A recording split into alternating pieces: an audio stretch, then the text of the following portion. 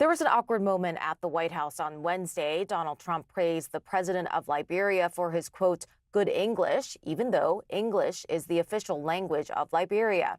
This happened during a meeting between the U.S. president and the leaders of 5 African countries. CNN's Larry Madowo has more.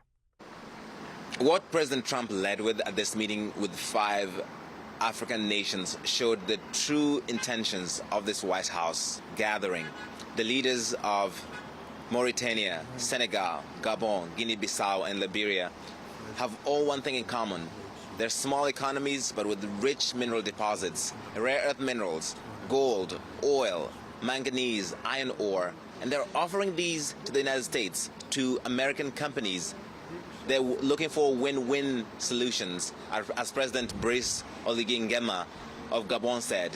President Bassirou Diomaye Faye went even further, though. He actually offered a golfing investment opportunity for President Trump and said it would be a few hours flight from Miami or from D.C. You can show off your golfing skills. Because world leaders have learned that to really do business with President Trump, you have to appeal to him. You have to fawn, and they all did that beautifully. Represented today, and your continent is represented by Gabon, Guinea-Bissau, Liberia, Mauritania, and Senegal. All very vibrant places with very valuable land, great minerals, great oil deposits, and wonderful people. Mr. President, we thank you for this opportunity to be here. Liberia is a longtime friend of the United States, and we believe in your policy of making America great again. An awkward moment there after President Joseph Boakai of Liberia spoke, and President Trump appeared to be surprised that he spoke such excellent English. He asked him, where did you learn to speak English so beautifully?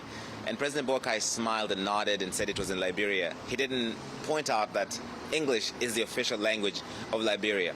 Another curious moment, President Trump handpicked one of his favorite reporters, an African reporter, and she asked these leaders if they would nominate President Trump for the Nobel Peace Prize, which she knows has become a recent obsession of President Trump. They said they would, or they would look into it, that they would not be opposed to it. Again, they're trying to be nice to him as their host. They're not trying to antagonize him. One thing that didn't explicitly come up, but is the subtext here, is China. That was the elephant in the room. These countries are not explicit allies of BRICS, and so they're easier entry points for the U.S. into this new commercial diplomacy that President Trump is favoring in relations with Africa. Larry Madowo, CNN, Lagos, Nigeria. In the span of about 10 seconds, the president managed to offend the entire continent of Africa. Trump was hosting 5 African leaders at the White House on Wednesday when he got sidetracked while chatting with the president of Liberia. We just want to thank you so much for this opportunity. Well, thank you. And such good English, such beautiful. Where did you learn to speak so beautifully? Okay, that was awkward because, of course, the Liberian leader politely informed the president that he was educated in Liberia, where the official language is English.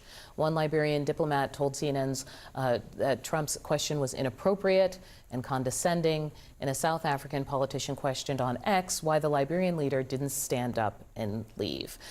Turning it back to the group chat, first, just a little bit of reaction. Adam Kinzinger, former GOP congressman, always Trump antagonist, said this: X, absolutely the dumbest man in government. This is just ridiculous. And then Congresswoman Jasmine Crockett, Democrat, saying Trump never misses an opportunity to be racist and wrong. Every day he finds a new way to be embarrassing.